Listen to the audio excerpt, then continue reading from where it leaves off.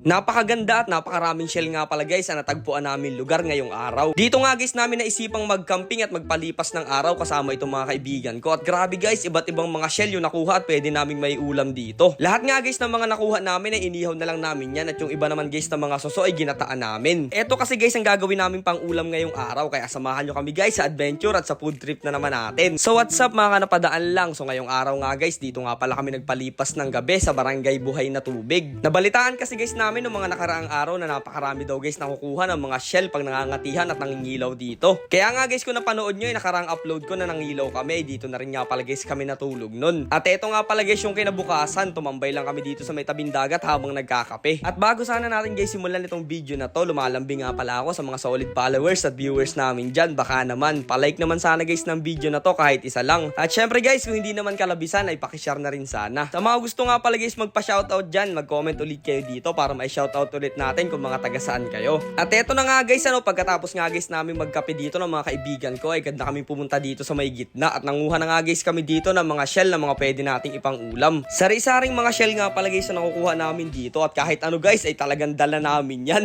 Katalo na to guys pag ginataan natin o kaya nilagyan natin ng luya. Sa paghahanap nga pala guys ng mga shell o mga sahang ay dapat matalas talaga guys yung paningin mo kasi naka-camouflage nga pala guys yung mga yan at hindi mo talaga basta mapapansin. Bukod kasi guys sa mga kakulay nila yung mga bato, meron din guys maliliit na halaman na tumutubo doon sa kanan ng likod. Talagang sobrang galing nilang magtago. Saktong-sakto nga guys itong pangunguha natin ngayong araw dahil napakaganda ng sikat ng araw dito. Medyo mag-iingat nga lang guys pala tayo sa mga dinadampot natin dito dahil yung iba guys na mga suso o mga snail dito ay nakakalason talaga. Nandito nga pala guys kami ngayong araw sa Barangay Buhay na Tubig sa Sitio Kanluran at shoutout nga pala dito sa napakabait at napakagandang barangay captain na si Kapitana Ana. Dahil nga guys medyo matindi na rin yung sikat ng araw dito ay nagpahinga muna kami dito sa gilid ng mga bato at grabe guys tingnan nyo naman napakaganda at nakaka-relax talaga dito yung mga view. Kaya nga guys sinulit na rin namin dito yung pagkakataon para makapag-picture itong mga tropa ko at ayan nga guys nagkukulita na kami. Pero maya lang guys ay nagpatuloy na rin kami dito sa paghanap ng mga shell na uulamin namin. Sabi ko kasi guys sa mga kaibigan ko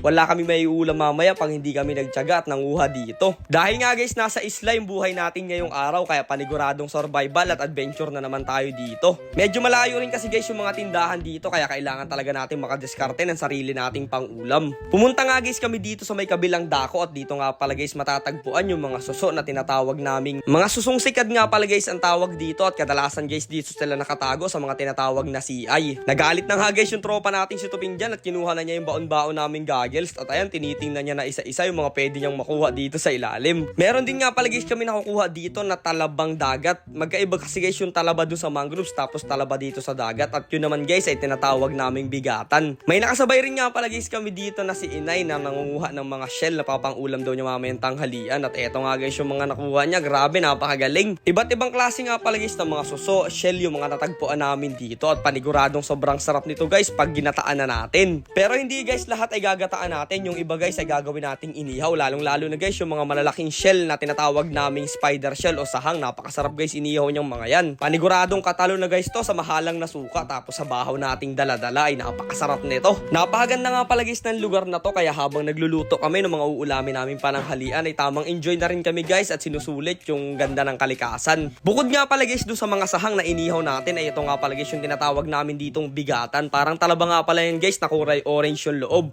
Sobrang sarap din nga pala guys nitong inihaw. At kung nakarating ka nga guys dito sa part ng video na to ay nagpapasalamat nga pala ako sa palaging panonood mo sa mga vlog namin. Salamat sa paglalaan mo sa amin ng oras guys at sa panonood sa mga adventure natin palaging ginagawa. Lumipat nga guys kami ng pesto dahil muntika na nga pala kaming maabutan ng high tide dyan o taog. Noong natapos na nga guys yung iniihaw namin ng mga sahang at bigatan ay eto naman guys yung mga suso naman ang susunod nating gagataan at grabe guys sobrang solid ba namang ginataan ng mga ganitong klaseng shell. Ang kasama ko nga pala guys tropa ngayong araw ay si Balong, si Miguel, si Angelo at si Topeng. Sulit na sulit talaga guys yung isang araw at isang gabi namin dito sa isla na to. Napakarami talaga naging adventure at napakarami rin guys namin naging food trip. Buti na nga lang guys pinagbigyan tayo ni Lord ng napakagandang weather ngayong araw. Talaga namang na-enjoy namin to. Pagkaluto nga guys ng mga uulamin namin ay kumuha lang kami dito ng dahon ng saging tapos dito guys namin sinalansan yung mga nakuha lahat naming pang ulam. Tingnan nyo naman guys, grabe. Para ka lang nasa 5 stars restaurant pag ganyan yung isi-serve sa inyo. Kain guys, kain tayo. Magdasal muna tayo. Thank you Lord sa blessing. Amen. Amen. Let's go guys, kain tayo. Sarap yan no.